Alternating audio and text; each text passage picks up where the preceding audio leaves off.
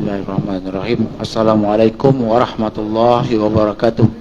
Alhamdulillah, sepatutnya kita kalau macam raya ni selalu ni kita tak ada kuliah, tapi Alhamdulillah Ustaz Hasan dah manggil seorang ustaz. Jadi Ustaz Muhammad Hafiz bin Muhammad Ibrahim. Jadi kita mengucapkan selamat datanglah ke Desa Mewah, Surau Desa Mewah ni. Dia pertama kali kot kat sini, tapi dia akan menceritakan 100 sunnah. Jadi untuk hari ni mukadimah dia sendiri, bermakna dia akan ada kesinambungannya lagi. Jadi Cik Gaib selepas ni kena siapkan laptop lah dengan projektornya sekali, insyaAllah. Jadi tadi request daripada Ustaz, sebab saya rasa kalau tutor mengenai dengan tu lebih rasa lebih masuk, ataupun kalau dengan notes dia sekali kan lagi bagus lah Ustaz. Jadi insyaAllah saya tak nak cerita panjang, saya jemput yang bagi Ustaz Muhammad Hafiz untuk memperkenalkan diri, terus untuk terus ke kuliah malam ini, insyaAllah. Dipersilakan.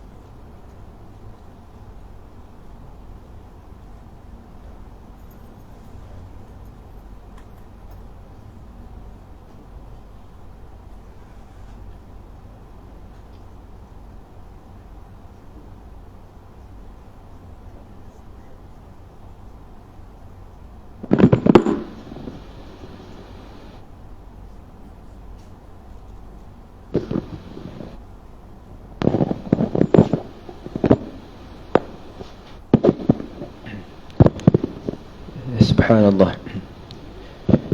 A'udzu billahi as-sami'il 'alim minasy syaithanir rajim. Bismillahirrahmanirrahim.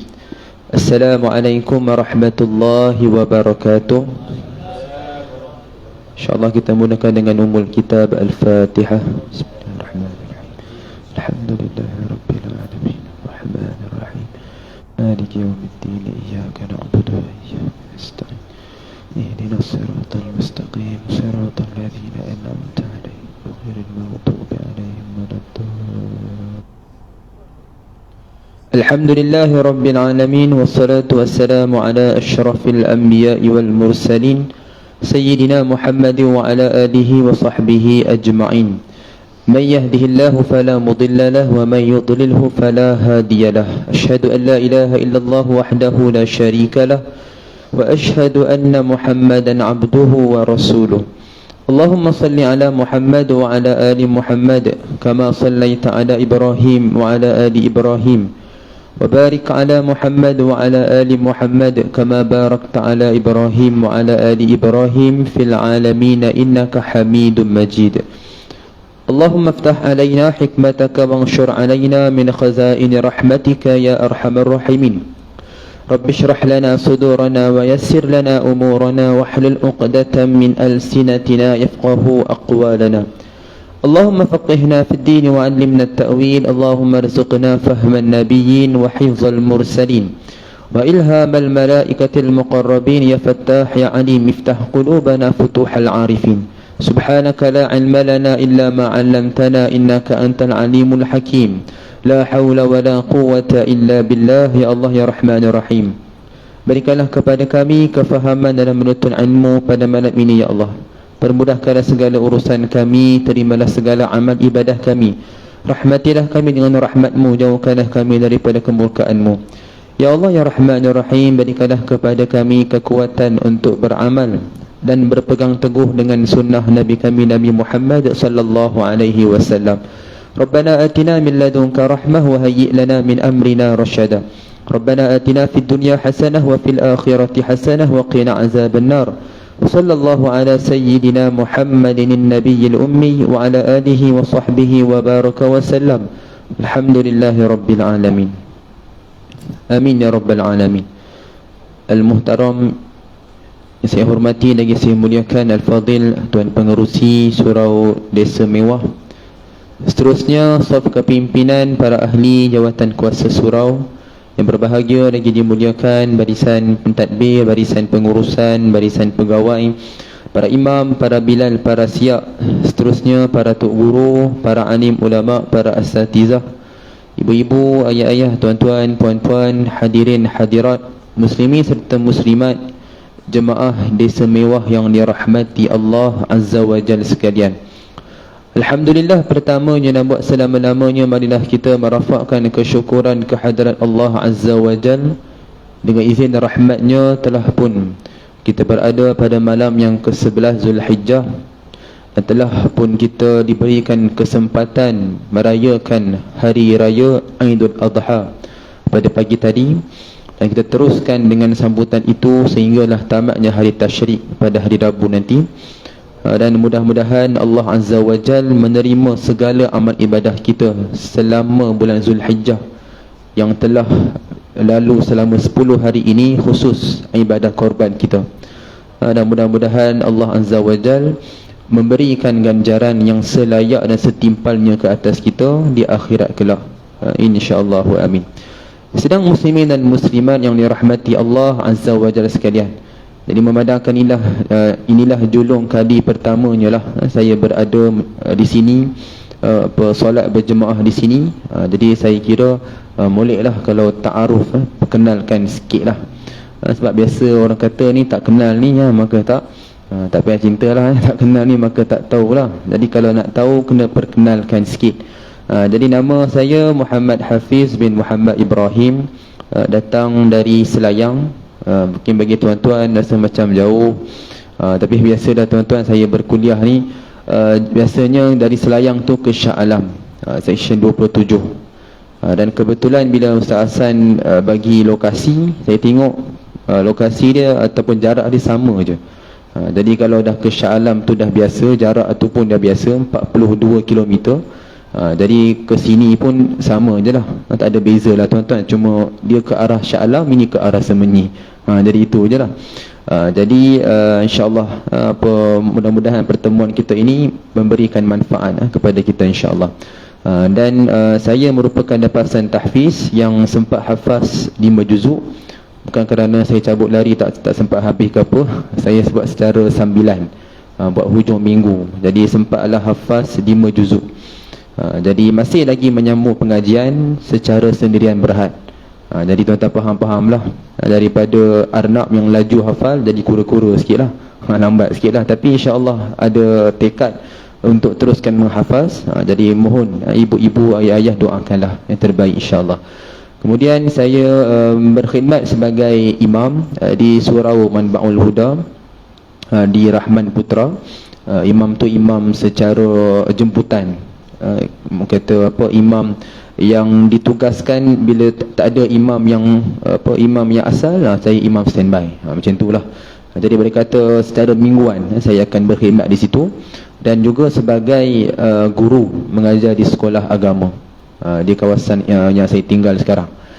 Jadi itulah tuan-tuan. Dan juga saya masih lagi menyambung pengajian di UKM Kebangi, pun jauh juga tuan-tuan. Jadi itu pun secara sambilan, maknanya hujung minggu lah. Jadi itulah tuan-tuan, sedikit sebanyaklah tentang diri saya. Dan kalau tuan-tuan nak tahu lebih lanjut lagi, boleh je tuan-tuan ajak saya ngetih ke ngopi, dengan syarat tuan-tuan bayar, saya tolong makan. Kalau macam tu lepas ni pun kita boleh settle insya-Allah. Mudah-mudahan. Baik. Jadi itulah sedikit sebanyaklah tentang diri saya ni tuan-tuan. Jadi insya-Allah pada malam ni, seperti tajuk yang telah saya kemukakan, iaitu 100 sunnah. Itu ringkasan dia. Sebenarnya nama penuh dia, nama kitab 100 sunnah Rasulullah sallallahu alaihi wasallam yang telah dilupakan. Tuan-tuan boleh tengok ataupun cari dalam laman web, khususnya dalam Shopee lah, di mana dalam aplikasi tersebut, Shopee tersebut dijual kitab-kitab yang boleh kita dapatkan. Sebab apa tuan-tuan? Sebab di kedai buku ni payah nak dapat, sebab kitab ni dah lama, dia tahun 2012. Di tahun ni kita dah genap tahun ke-11. Jadi nak dapatkan di kedai buku amat jarang lah. Sekadar yang saya tengok-tengok, saya survey-survey, memang susah nak dapat. Tapi di online insya-Allah tuan-tuan boleh dapat. Dan kitabnya sangat bermanfaat. Kerana apa? Dia bukan sekadar meletakkan hadis, tapi dia letakkan hadis, nombor periwayat hadis yang mana, kitab maknanya sumber daripada mana, nombor hadisnya berapa, kemudian diletakkan juga huraian dari alim ulama yang mana mengikut kepada mazhab Asy-Syafi'i. Antara yang paling banyak dikemukakan daripada kalam kata-kata Imam An-Nawawi rahimahullahu ta'ala, yang mana kita pun banyak belajar kitab Al-Azkar, kitab Al-Majmu'. Jadi Imam An-Nawawi dan juga oleh Al-Hafiz Imam Ibn Hajar Al-Asqalani pun kita banyak belajar dalam kitab Fathul Bari. Dua tokoh ni memang tak dapat kita pisah daripada mazhab Asy-Syafi'i. Bahkan tuan-tuan kalau buka dalam artikel pejabat mufti wilayah persekutuan pun banyak diletakkan kalam-kalam mereka berdua tadi. Paling kurang mesti ada salah satu, ataupun ada yang dua-dua sekali. Menunjukkan mereka ni antara tokoh yang tak dapat kita tolak dalam mazhab kita. Dan sangat bermanfaat kitab tu tuan-tuan. Walaupun harganya taklah mahal mana, RM40. Masa saya beli dulu tuan-tuan 25 je. Sekarang ni dah upgrade dah. Kitab dia sama je, cuma upgrade pada harga lah, mengikut kepada keadaan ekonomi ni. Tapi dia sangat bermanfaat. Ya tuan-tuan boleh dapatkan dan boleh menggunakan untuk belajar dan juga kita mengamalkan sunnah. Baik. Jadi insya-Allah malam ni tuan-tuan sekadar mukaddimah pengenalan.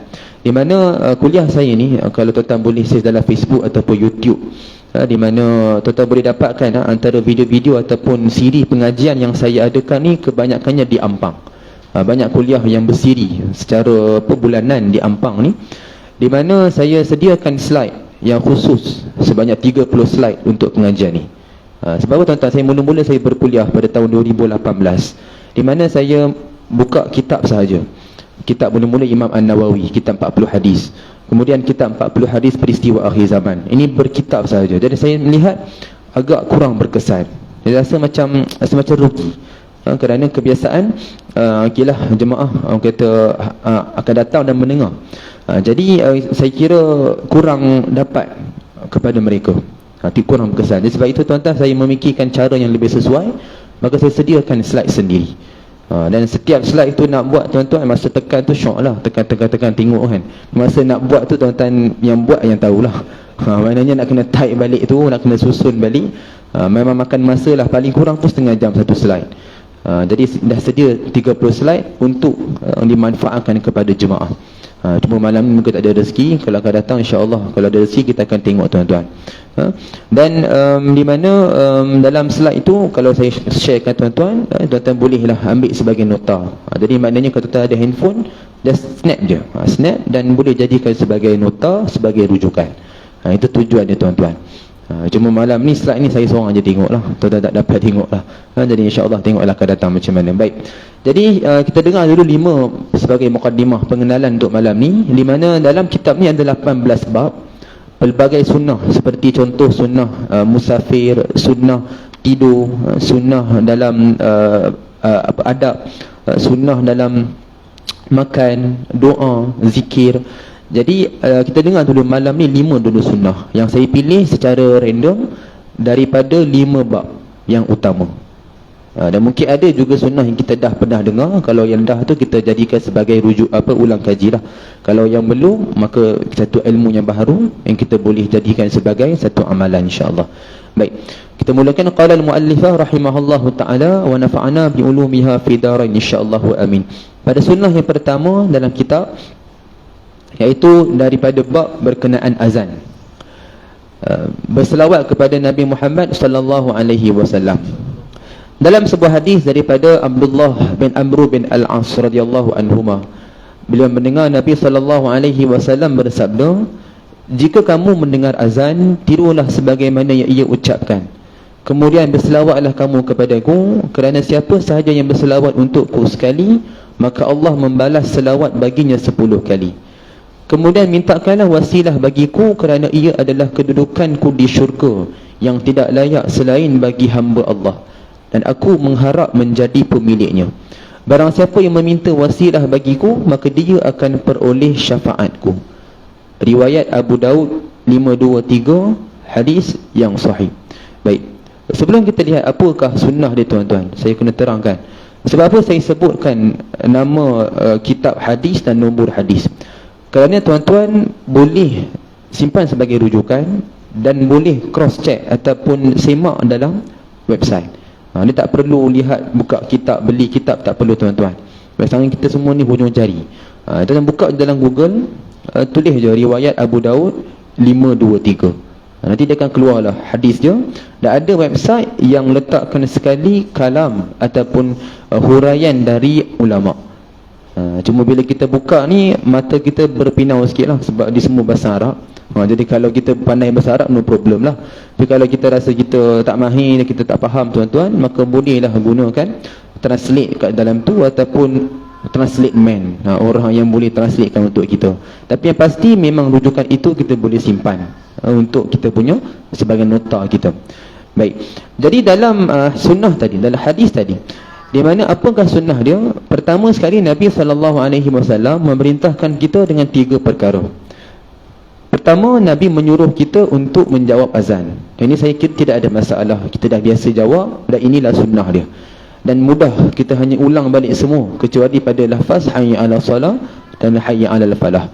Kita jawab la haula wala quwwata illa billah. Sebab apa tuan-tuan? Sebab ada hadis yang lain dalam riwayat Abu Daud 525, Nabi sebutkan setiap lafaz itu kita nak jawab apa.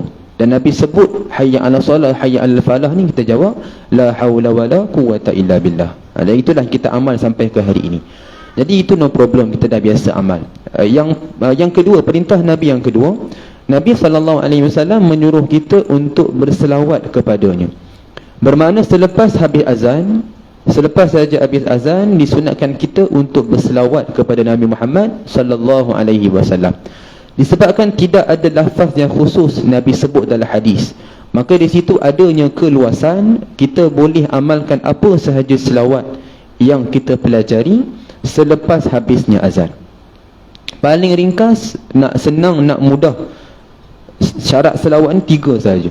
Ada perkataan solat ataupun solli, ada perkataan Allah, ada perkataan Muhammad. Nak ringkas, sallallahu ala Muhammad, ataupun Allahumma salli ala Muhammad. Ataupun kalau nak panjang, nak baca dalam selawat solat kita, selawat Ibrahimiyah, Allahumma salli ala Muhammad wa ala ali Muhammad kama sallaita ala Ibrahim, sampai habis pun tidak ada masalah. Ataupun nak menasyid dulu, tafrijiyah ke adnani ke, pun silakan tuan-tuan. Cuma tuan-tuan nak nasyid kat tepi seorang-seorang lah. Semua dah solat sunat, kita dah nasyid tak habis-habis. Tapi nak kata boleh lah, tidak ada masalah. Kerana tidak ada lafaz yang Nabi khususkan, maka di situ adanya keluasan. Boleh kita amal apa-apa selawat yang kita pelajari, yang diperakui. Jadi kita selawat kat situ, dan setelah itulah baru kita membaca doa azan, Allahumma rabba hazihi da'wati tammah, sampailah ke akhir doa. Jadi sunnah pertama ni tuan-tuan, mungkin kita dah pernah dengar lah. Jadi mudah je, ringkas. Lepas habis azan, kita selawat dulu, barulah kita bacakan doa azan. Maknanya kalimah terakhir azan tu la ilaha illallah. Terus kalau saya tuan-tuan, saya sambung Muhammadur Rasulullah sallallahu alaihi wasallam. Itu kalau saya lah, sebab lagi senang, dia ada kesinambungan kat situ. Tapi kalau tuan-tuan terpulang, mungkin lepas la ilaha illallah terus sallallahu ala Muhammad, ataupun nak panjang macam kita buat tahlil ke, tak ada masalah. Yang penting paling kurang ada perkataan sallallahu, ada perkataan Allah, ada perkataan Muhammad sallallahu ala Muhammad. Baik. Jadi ini yang pertama, sunnah yang pertama berkenaan tentang azan, satu sunnah. Baik, kita masuk pada sunnah yang kedua. Sunnah kedua berkenaan tentang wudu. Tentang wudu. Baik. Dalam sebuah hadis daripada Abdullah bin Zaid radhiyallahu anhu, beliau menuangkan air dari bekas ke kedua tangannya dan beliau membasuh keduanya. Kemudian beliau membasuh ataupun berkumur dan membasuh hidung menggunakan satu tapak tangan. Kemudian beliau lakukan sebanyak 3 kali. Dan Abdullah bin Zaid berkata, beginilah cara wudu Nabi sallallahu alaihi wasallam. Disebut dalam riwayat Al-Bukhari 191, hadis yang sahih. Baik, tuan-tuan, berkenaan hadis tadi pula, apa sunnah dia? Ni dalam konteks kita berwudu. Dan mana kita berwudu disebut dalam hadis, pertama sekali Nabi sallallahu alaihi wasallam, walaupun sahabat yang buat, tapi sahabat sebut yang Nabi buat. Mana sahabat lihat apa yang Nabi buat, maka disandarkan kepada Nabi, maka itu menjadi sunnah Nabi sallallahu alaihi wasallam. Pertama sekali, iaitu yang dilakukan oleh sahabat yang mereka lihat Nabi buat, Nabi memulakan berwuduk dengan membasuh kedua belah tangan, yakni sampai ke pergelangan tangan. Dan kita lakukan sebanyak, kita ulang sebanyak 3 kali. Jadi sebenarnya ini bukan sekadar adat, tapi sunnah. Kita sebut, sebab apa saya sebut tuan-tuan macam ni? Kerana tidak semua adat dapat dikatakan sebagai sunnah. Tapi semua sunnah yang disyariatkan, yang boleh kita amal, sudah pasti kita dapat jadikan sebagai adat, kebiasaan.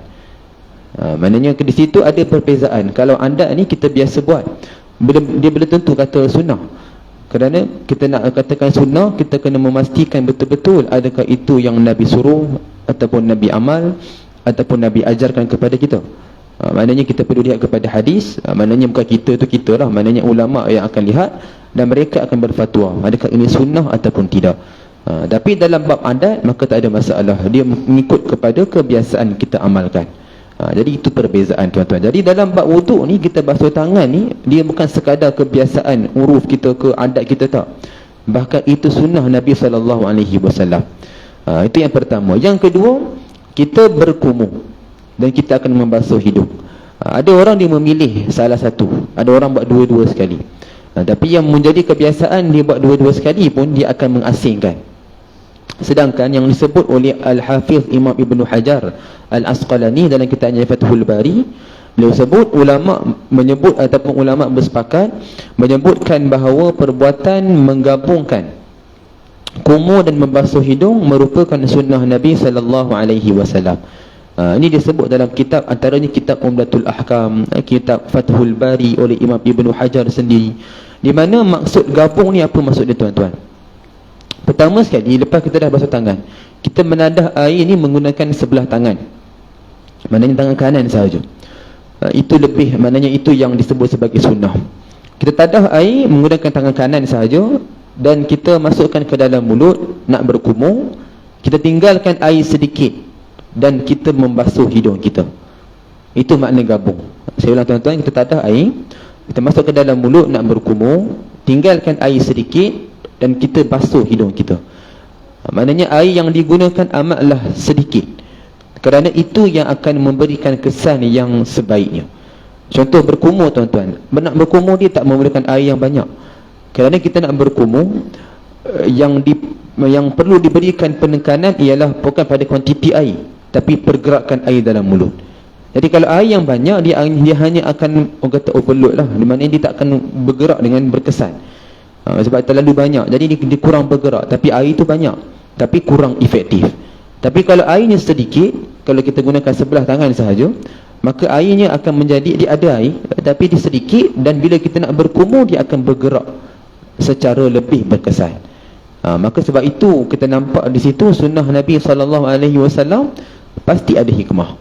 Jadi kita mungkin pada akal kita tak dapat nak catch up, tapi bila kita melihat dengan lebih detail, seperti yang ulama' bincang, maka kita akan nampak apa hikmah sunnah yang Nabi amalkan. Tapi yang pasti semua hikmah, semua sunnah Nabi pasti ada hikmah tuan-tuan. Cuma kita je mungkin tak nampak, kita mungkin tak kaji. Itu je. Jadi dalam bab sunnah tadi, itulah hikmah, nak memberikan penekanan ataupun kesan yang lebih baik dalam ketika kita nak berkumur. Sama juga dalam bab hidung tuan-tuan. Hidung pun tak memerlukan air banyak. Kadang-kadang dia setengah orang, dia tadah air dua-dua tangan. Bila masuk ke dalam hidung tu, dia lepaskan air sebelah. Ini contoh yang biasa berlaku di sekolah saya lah, yang saya perhati anak-anak murid ni kan. Jadi dia tadah ni bersemangat, betul dia lepaskan air sebelah kiri, dan dia masuk ke dalam hidung pun sikit je. Betul air yang banyak bagi dia akan tuangkan ataupun dia akan tumpahkan begitu. Kerana memang kita memerlukan air yang sedikit untuk basuh hidung. Kalau tak tuan-tuan habis naik sampai kepala nanti. Sebab itu kalau ikut pada sunnah sangat terbaik. Sekali tadah tangan kanan, masuk ke dalam mulut nak berkumur, biarkan air sedikit untuk hidung. Terus kita basuh hidung. Itu kaedah dia tuan-tuan. Jadi contoh kalau katalah kita tak biasa buat, kita baru tahu, kita tadah, kita buat ikut sunnah kan, tadah masuk ke dalam mulut, tiba-tiba tengok air dah habis. Ini bagi orang tak biasalah. Jadi adakah perlu ludah balik tuan-tuan? Tak perlu ludah balik lah, tak selera lah kita kan. Jadi tak apalah, dah masuk dalam mulut, it's okay, teruskan je, tadah lagi sekali, basuhlah hidung. Ini bagi orang yang baru nak pelan-pelan, dia nak cubalah, mungkin dia tak pandai nak agak. Jadi tak apa, it's okay, kita buat slow-slow. Tapi dah lama kelamaan dia akan dilatih dan dia akan pandai untuk mengagak-agak. Maknanya dia nak agak-agak berapa kiraan, berapa dia punya anggaran itu, dia akan pandai. Dan mula-mula tu mungkin tak berapa dapat, tapi lama-lama insya-Allah dia boleh untuk mengagak kiraan tu. Jadi itulah tuan-tuan sunnahnya. Jadi bukan nak kata kalau tadah dua tangan tu berdosa ataupun batalkan wudu, taklah tuan-tuan. Kita bincang sunnah ni semua lebih kepada kesempurnaan. Sebab itu kitab Syama'il Muhammadiyah ni wujud, dan kitab itu banyak membincangkan tentang akhlak kepribadian Nabi SAW. Bukan bermakna kalau tak ikut Nabi ni maknanya berdosa ke tidak. Maknanya lebih kepada soal akhlak lah, bukan soal ibadah yang khusus. Ini soal akhlak ni, walaupun tak ikut Nabi secara 100%, ada benda kita buat totally opposite sekalipun, tapi ia persoalan tentang kesempurnaan. Jadi maknanya kalau tak buat bukan maknanya tak sah, bukannya makna batal, tapi sempurna tu tak dapat. Jadi kalau kita tanya kita tuan-tuan, adakah kita dah buat ibadah ni sempurna ke tidak? Jawapannya kena lihat pada sunnah. Kalau kita dah buat sunnah, kita dah follow dengan sunnah, maknanya insya-Allah dah sempurna. Kalau kita dah ikut sebaik-baik manusia di muka bumi ni, sebaik-baik contoh yang kita boleh ikut, maka apa lagi kita perlukan tuan-tuan? Jadi kalau kata tak buat bukan maknanya berdosa, tapi dia kurang sempurna. Jadi itu je kita punya perbincangan. Bukan kata sampai batalkan wudu ke tidak. Dia lebih kepada soal kesempurnaan, lebih kepada soal kata apa, yang terbaik. Kita nak yang terbaik. Itu tuan-tuan. Dalam kita amal ni biar kita buat terbaik. Itu kita punya perbincangan. Baik. Jadi itu dalam sunnah yang kedua berkenaan tentang wudu. Kita masuk pada sunnah yang ketiga, ini berkenaan tentang solat. Dalam sebuah hadis daripada Ibnu Umar radhiyallahu anhuma, beliau berkata apabila Rasulullah sallallahu alaihi wasallam duduk untuk berdoa, yakni tahiyat, duduk tahiyat, baginda akan meletakkan tangan kanan di lutut kanan dan mengangkat jari yang mengikuti ibu jari, maknanya jari telunjuk, dan tangan kiri berada di lutut kiri serta dipanjangkannya. Riwayat At-Tirmizi 294, hadis yang sahih. Daripada hadis tadi tuan-tuan, Imam An-Nawawi rahimahullahu ta'ala mensyarahkan dalam kitab Al-Minhaj, beliau sebut ulama dalam mazhab Asy-Syafi'i sepakat menyebutkan perbuatan menggenggam tangan kiri pada lutut kiri merupakan sunnah Nabi sallallahu alaihi wasallam. Baik, kita bincang tuan-tuan, apakah sunnah dia?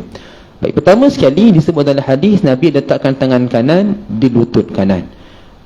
Jadi dia tidak disebut secara khusus, bermakna kalau tangan ini menyentuh pada lutut ataupun dihampirkan kepada lutut, maka itu dianggap sebagai sunnah. Sama ada kita nak genggam tangan pada lutut ke, nak genggam tangan begini letak atas lutut ke, tidak ada masalah. Cuma yang sunnah dia yang kena pastikan kita mengangkat jari telunjuk. Jadi kalau ikut dalam mazhab kita, di mana ada dua qaul kat situ. Pertama yang qaul yang muktamad, iaitu kita mengangkat ketika menyebut syahadah. Ini kita biasa amalah, asyhadu an la ilaha illallah. Dan lagi satu qaul yang juga boleh kita amalkan, yakni kita mengangkat di awal-awal tahiyat. Duduk je tahiyat, angkat siap-siap. Ini juga boleh kita amalkan, tidak ada masalah. Yang pasti sunnah dia mengangkat jari telunjuk. Cara nak mengangkat itu berbeza mengikut pada pandangan ulama. Tapi mazhab kita dah diputuskan. Dua itu yang kita boleh amal. Dan ada cara yang lain tuan-tuan, tapi itu disebut dalam mazhab yang lain. Ini saya nak sebut dalam mazhab kita, itulah kaedah dia. Yang pasti sunnah angkat, cuma cara nak mengangkat itu yang berbeza. Baik. Kemudian daripada sudut tangan kiri ni tuan-tuan, di mana disebut dalam hadis Nabi SAW meletakkan tangan kirinya di lutut dan dipanjangkan. Apa makna dia tuan-tuan? Dipanjangkan ini bukanlah makna kata kita menarik-narik jari kita bagi panjang. Kan? Contoh kita kata letak di lutut, tu tarik-tarik bagi panjang. Bukan macam tu tuan-tuan, memang takkan panjang sampai ke sudah. Dia makna panjang ini disebut dalam hadis ialah kita, katakanlah ni lutut kita tuan-tuan. Jadi kita menggenggam lutut kiri kita, dan lutut kiri kita menggenggam ni, maka dia akan kelihatan seolah-olah memanjang ke bawah. Maka itu yang disebut sebagai sunnah. Bila kita genggam tangan kiri kita pada lutut kiri kita, maka dia akan nampak seolah-olah memanjang ke bawah. Maka itu yang disebut sebagai sunnah Nabi SAW. Dalam masa yang sama, bagi mereka yang tidak menggenggam, ini diletak hanya atas peha sahaja, maka tak ada masalah. Dia lebih kepada soal kesempurnaan. Dia lebih kepada soal kebaikan lah. Jadi sebaik-baik kita meletakkan tangan kiri ni, kita menggenggam pada lutut kiri. Tapi bagi yang rasa tak selesa, mungkin lutut bagi pinjam kat kawan, tak ada lutut, contoh kan, tak apalah, letaklah atas peha, tidak ada masalah. Kerana ia bukan soal sah ke batal ke tidak, ia soal kesempurnaan. Kalau kesempurnaan yang Nabi amalkan, maka itulah cara yang disebut dalam hadis yang disabitkan sebagai hadis yang sahih. Maknanya sunnah Nabi SAW. Tuan-tuan nak sebut sunnah, tuan-tuan, saya tambah sikit lah. Nak sebut sunnah ni, kita perlu lihat kepada hadis. Kerana hadis yang sahih dan juga hasan yang diangkat sebagai sunnah. Adapun hadis yang dhaif, bukan kata tak boleh amal. Seperti biasa kita dengar, hadis dhaif ni kita boleh amal selagi tak bercanggah. Memang tak ada hadis dhaif yang dimuatkan dalam kitab hadis yang mana bercanggah, memang tak ada tuan-tuan. Bahkan dalam kitab Fadailul Amal pun, semua hadis, kebanyakan hadis dhaif pun tak disebutkan yang mana bercanggah dengan syariat. Cuma bila amal dengan hadis dhaif, ia tak boleh dikatakan sebagai sunnah. Kerana hadis dhaif belum sampai martabat nak katakan sebagai sunnah Nabi SAW. Tapi yang pasti sahih dan juga hasan. Maka itu di situ ada beza tuan-tuan. Sebab itu bila kita dengar hadis, kita perlu memastikan apa status paling kurang. Kita sebagai orang awam, kita kena memastikan apa status, supaya bila kita sampaikan kepada orang, kita boleh cerita dengan yakin. Contoh, sampaikan hadis yang sahih, maka kita sebut ini hadis yang sahih, maka ini sunnah Nabi. Kalau kita sampaikan hadis yang dhaif, kita kena sebut ini hadis yang dhaif, maka boleh amal selagi tak bercanggah dengan syarak, maka tak ada masalah. Itu kaedah tuan-tuan. Dan kerana tak boleh kata semua sebagai sunnah. Kalau semua kita dengar hadis, kita semua kata sunnah tuan-tuan, maka tak perlulah wujud ulama hadis. Kenapa ulama hadis nak bersungguh-sungguh menyusun hadis, menilai balik takhrij, melihat kepada sanad, melihat kepada matan, dan mengeluarkan status hadis untuk apa tuan-tuan? Untuk nak memastikan ketulenan sesebuah hadis nak sabit kepada sunnah Nabi SAW. Sebab itu kalau hadis ni, hadis yang sahih dan juga hasan lah disebut sebagai sunnah. Kalau hadis yang dhaif, bukan sunnah, tapi kita boleh amal selagi tak bercanggah dengan syariat. Sebab itu kita perlu tahu status hadis dan kita perlu amal dengan yakin. Maknanya kita kena pastikan tuan-tuan, bukan kita main amal semua kita kata sunnah Nabi. Padahal kita tak tahu apa hadis, apa status hadis dan sebagainya tuan-tuan. Maka sebab itu kita perlu sentiasa mempelajari supaya kita dapat improvement ilmu ni dari semasa ke semasa. Baik. Jadi ini yang ketiga, sunnah yang ketiga. Okey, kita masuk pada sunnah yang keempat. Sunnah keempat ni berkenaan tentang makan. Tajuk dia jangan mencela makanan. Nampak macam remeh tuan-tuan, tapi remeh ni kadang-kadang kita terlepas pandang. Kita cuba bincangkan. Dalam sebuah hadis daripada Abu Hurairah radhiyallahu anhu, beliau berkata, ma'aban Nabi sallallahu alaihi wasallam ta'aman qattu inishtahu akalahu wa illa tarakahu, atau kama qala. Nabi sallallahu alaihi wasallam tidak pernah mencela makanan walaupun sekali. Jika baginda suka, baginda makan, dan jika baginda tidak suka, baginda meninggalkannya. Riwayat Al-Bukhari 3563, hadis yang sahih. Baik. Apakah apa yang disebut sebagai sunnah tuan-tuan? Kita akan bincang kemudian. Di situ ada 3 kalam ulama. Kita akan lihat satu persatu. Tapi sebelum kita lihat kalam ulama tuan-tuan, kita perlu fahami dulu makna literal ataupun zahir pada hadis. Disebut dalam hadis, Nabi suka, Nabi makan, Nabi tak suka, Nabi tinggal. Ini bermakna tuan-tuan, contoh kita pergi makan di rumah kawan, open house, dia masak daging kan, yalah korban kan. Contohlah dia masak tuan-tuan, dia hidang kepada kita, kita makan, kita rasa macam tak sedap, bagi kita lah tak sedap. Betul, kita pun biar atas meja, kita biar macam tu. Maknanya tak cakap apa, kita biar macam tu. Dan bila dia tanya, kita kata, inilah sunnah Nabi. Semalam saya belajar dengan ustaz Ustaz Hafiz, saya pula kena tuan-tuan. Dia kata biar macam tu sunnah Nabi. Rupanya dia dengar hadis saja. Nabi suka, Nabi makan, Nabi tak suka, Nabi tinggalkan. Jadi itu maknanya salah faham. Itu bukan sunnah, itu punah tuan-tuan. Sebab dia dengar hadis dan dia amalkan sesuka hati. Itu masalah. Sebab itu kita kena lihat kepada huraian oleh ulama' dulu. Kita kena lihat dengan lebih detail sebelum kita amalkan sesuka hati. Sama dalam ayat Quran. Sama tuan-tuan, tak boleh terus kita dengar ayat Quran, tengok pada makna zahir dia, taslik dia, terus kita ingat ataupun kita amalkan. Dia tak semua ayat begitu. Kerana ada ayat mutasyabihat. Kita perlu lihat kepada huraian ulama' dulu. Dan kita kena pastikan dulu supaya kita dapat mengamalkan dan memahami dengan konteks yang sebenar. Itu kaedah dia tuan-tuan. Jadi dalam hadis tadi disebut Nabi suka, Nabi makan, Nabi tak suka, Nabi tinggal. Tinggal ni bukan makna biar macam tu, tapi tinggalkan kepada orang lain, berikan kepada orang lain. Itu makna dia tuan-tuan. Itu makna dia. Baik, kita lihat ada 3 kalam ulama dalam isu ini. Pertama sekali, Al-Imam An-Nawawi rahimahullahu ta'ala menulis dalam kitabnya Al-Minhaj Syarah Sahih Muslim, di mana beliau sebut ringkasnya, sebarang ucapan yang berbentuk kritikan adalah dilarang. Dilarang ni maknanya bercanggah dengan sunnah lah, jadi makruh, bukan haram, makruh. Apa contoh perkataan? Kita kata, kita komen makanan, kita kata ini tak sedap langsung, ni buang dalam sampah, ni makan ni bayi kucing pun kucing boleh mati. Contoh, maknanya dia betul-betul mencela makanan tu, walaupun tak sebut direct pun, tapi dia berikan satu clue ataupun satu hint, di mana dia nak cuba memberikan satu penghinaan terhadap makanan, walaupun memang tak sedap, tapi dia memberikan penghinaan kepada makanan. Datuk Ustaz, takkan kita nak tipu? Bukan suruh tipu tuan-tuan. Sunnah Nabi SAW, bila Nabi tak suka, Nabi tak akan hina ataupun cela. Nabi hanya diam sahaja. Contoh kita boleh lihat dalam hadis riwayat Muslim 1945, ketika Nabi SAW pernah ditawarkan oleh sahabat Khalid bin Al-Walid daging dhab. Kita pernah dengar tentang kisah ni kan, daging apa biawak padang pasir. Dan bila mana Nabi ditawarkan, Nabi ditanya mahu ke tidak, apa yang Nabi buat tuan-tuan? Nabi hanya berikan isyarat sahaja.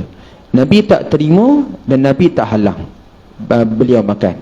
Maknanya Nabi tak terima, Nabi tak berkenan, dan Nabi tak halang, maknanya makanan itu boleh dimakan.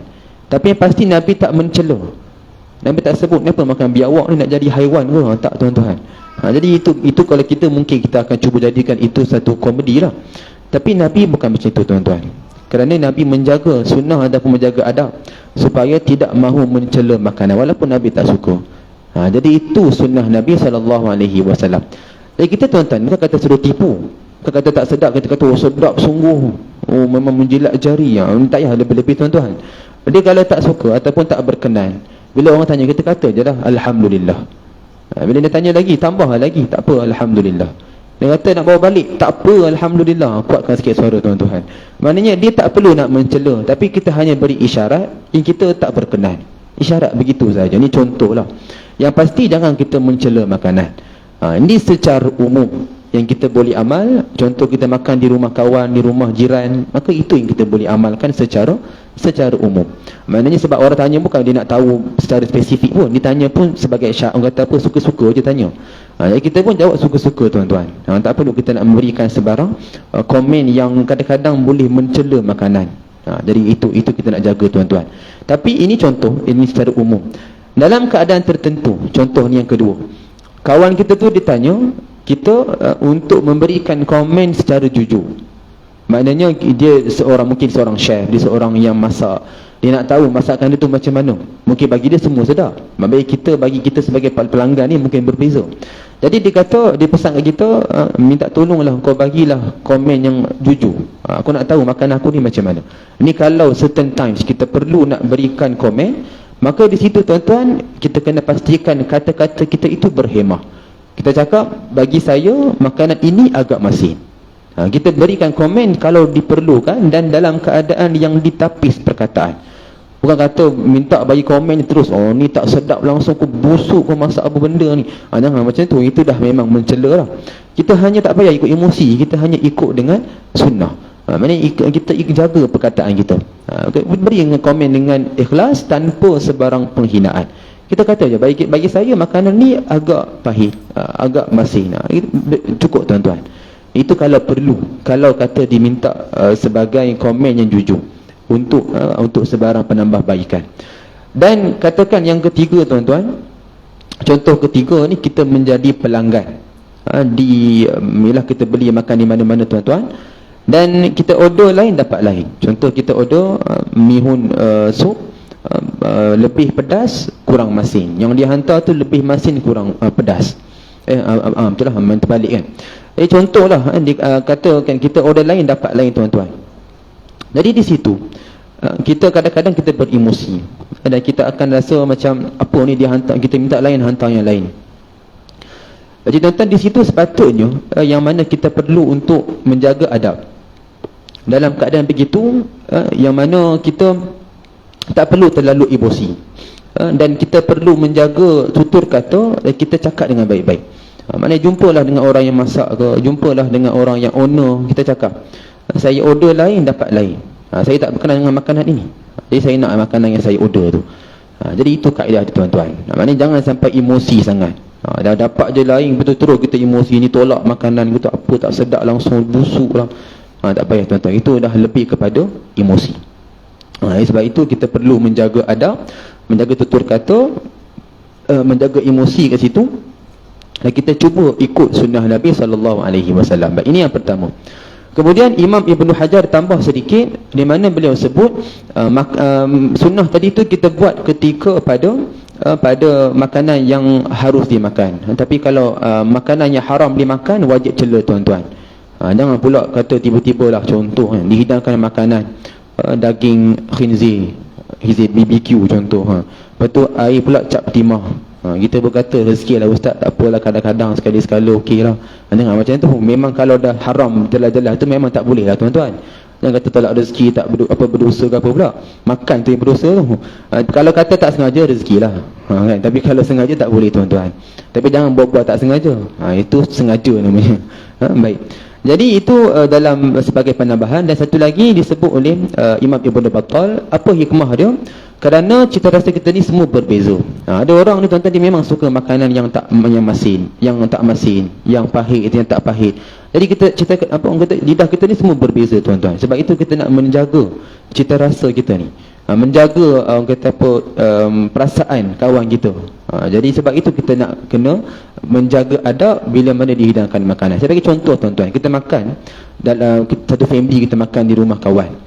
Kita makan, kita rasa tak sedap bagi kita lah, dan kita boleh cakap letak semua makanan tak sedap ni, jangan makan, mungkin rosak, terlalu agresif sangat. Lepas tu anak kita kat sebelah dia dah fikir dah, sedap sungguh ni, aku nak tambah 2 kali, nak minta dengan tuan rumah bungkus 2 bungkus. Contoh, dia dah plan macam tu, tapi kita pula kata jangan makan. Jadi di situ dia sebenarnya dah agak kata tak harmoni. Sebab apa? Kita dia rasa lain, dia rasa lain. Bagi dia sedap, bagi kita tak sedap. Ya tuan-tuan, di situ sebab itu kita nak jaga adab kat situ. Sebab itu yang lebih molek, kita tak perlu mencela makanan. Tapi kalau makanan tu rosak, kena bagi tahu lah tuan-tuan. Jangan kata rezeki juga makan, itu macam nahas lah. Dan selagi boleh dimanfaatkan, kita manfaatkan. Contoh makanan itu dah jatuh, kita dah basuh, dah nak cuma makan tapi tak selera, maka tak apalah, mungkin kita boleh beri kepada haiwan. Tapi kalau rasa memang rosak ke, ataupun memang tak boleh dimakan, kita buang, tak apa tuan-tuan. Contoh minuman, kita dah tumpah, takkanlah kita nak lap masuk dalam mulut pun. Kalau tuan-tuan sanggup, silakanlah. Biasa orang tak sanggup lah tuan-tuan. Jadi secara umum kita boleh faham, selagi boleh manfaat, kita manfaatkan. Tapi kalau tak boleh manfaat, dah rosak, dah basi, tak apa, kita abaikan. Itu tuan-tuan. Dan yang terakhir, sunnah yang kelima, sebagai penutup untuk malam ni, iaitu berkenaan tentang tidur. Saya ringkaskan tuan-tuan, boleh rujuk dalam riwayat Al-Bukhari 6312, hadis yang sahih, di mana ringkasnya cara Nabi SAW tidur ni tuan-tuan, ialah tidur ni mengiring pada belah kanan, kita tahu. Dan lagi satu disebut secara khusus, Nabi meletakkan tangan di bawah pipi. Disebut dalam hadis, Nabi meletakkan tangan di bawah pipi. Maknanya kebiasaannya macam ni lah, tangan di bawah pipi. Dan tuan-tuan jangan tanya pula, nak kena ukur ke ustaz, bahagi 2, nak kira sudut, berapa sudut. Jangan tanya tuan-tuan, itu dah terlalu matematik sangat. Dia yang penting tangan ni sentuh pada pipi, itu je. Terpulang nak letak atas ke, nak letak bawah ke, nak letak macam ni ke, genggam ke, terpulang. Bahkan kalau kita rasa kurang selesa, letakkan 2 tangan pun tak ada masalah. Letakkan tangan macam ni. Ataupun kalau ada 3-4 tangan letak sekali, tak ada masalah. Yang penting tangan ni menyentuh pada pipi. Dan kalau katalah kita kata saya ni tidur Ustaz macam-macam style, macam Ninja Turtle ada, Power Rangers ada, itu lepas dah tidur. Ni mulakan tidur tu ikutlah sunnah. Lepas tu punah ranah ke apa, tak apalah tuan-tuan, mungkin kita tak sedar kan. Tapi kalau boleh kekal macam tu lebih baik. Tapi kalau tak mampu tak apa, sekurang-kurang mulakan tidur ikutlah sunnah tuan-tuan. Itulah untuk malam ni sedikit perkongsian tuan-tuan. Saya kira cukup sekadar itu untuk malam ni. Jadi saya ulang balik tuan-tuan, sekadar imbasan baliklah kita dengar untuk malam ni 5 sunnah. Pertama, sunnah berkenaan azan. Lepas azan pastikan selawat dulu tuan-tuan, baru kita baca doa azan. Yang kedua, berwudu, yakni kita menggabungkan kumun basuh hidung. Kita tadah ke tangan kanan sahaja, masuk ke dalam mulut nak berkumur, tinggalkan air sedikit dan kita basuh hidung kita. Yang ketiga, kita duduk tahiyat. Kedua-dua tahiyat, awal dan juga akhir, di mana tangan kanan kita dah biasa amal, kita dah tahu, dan tangan kiri ini disebut dalam hadis menggenggam pada lutut kiri kita. Maknanya kalau tak buat tu bukan kata tak sah salat, dia cuma kurang sempurna. Sebab itu yang disebut sebagai sunnah Nabi SAW. Yang keempat, berkenaan makan, di mana selagi boleh kita makan, manfaatkan, dan pastikan jangan mencela makanan. Walaupun tak sedap, kita hanya memberikan kata-kata yang positif, bukan suruh tipu, tapi kita kata je Alhamdulillah. Jadi sekadar isyarat cukup. Dia tak perlu kita nak detailkan sangat. Itu secara umum. Tapi kalau kata ada orang minta kita punya apa orang kata genuine punya review kita, kita berikanlah, tapi dengan perkataan yang ditapis, bukan terlalu emosi, tapi kita cakap baik-baik. Bagi saya makanan ni pahit, masin, macam tu. Dan kalau kata kita sebagai pelanggan, kita ada hak tuan-tuan, kita boleh tuntut dengan kedai yang mana kita order lain dapat yang lain. Jadi itu ada satu akad tambahan lah sebagai seorang pembeli, pelanggan kat situ. Dan yang terakhir dalam tidur tuan-tuan, di mana kita meletakkan tangan di bawah pipi kanan. Jadi ini satu sunnah tuan-tuan berkenaan tidur. Jadi itulah untuk malam ni, insya-Allah mudah-mudahan dikongsikan bermanfaat, dan mudah-mudahan tuan-tuan apa ada rezeki kita akan sambung lagi lah pengajian kita pada masa akan datang, insya-Allah. Wallahu taala alam wa ilmuhu wa atam. أقول قولي هذا ونستغفر الله العظيم لي ولكم. سبحان الله بحمدك لا إله إلا أنت أستغفرك وأتوب إليك. بسم الله الرحمن الرحيم. والعصر إن الإنسان لفي خسر إلا الذين آمنوا وعملوا الصالحات وتواصوا بالحق وتواصوا بالصبر. بسم الله الرحمن الرحيم. الحمد لله رب العالمين والصلاة والسلام على أشرف الأنبياء والمرسلين سيدنا محمد وعلى آله وصحبه أجمعين. اللهم إنا نستودعك ما علمتنا فاردده إلينا عند حاجاتنا إليه ولا تنسناه يا الله يا رب العالمين. ربنا آتنا في الدنيا حسنة وفي الآخرة حسنة وقنا عذاب النار. وصلى الله على سيدنا محمد النبي الأمي وعلى آله وصحبه وبارك وسلم والحمد لله رب العالمين. والسلام عليكم ورحمة الله وبركاته.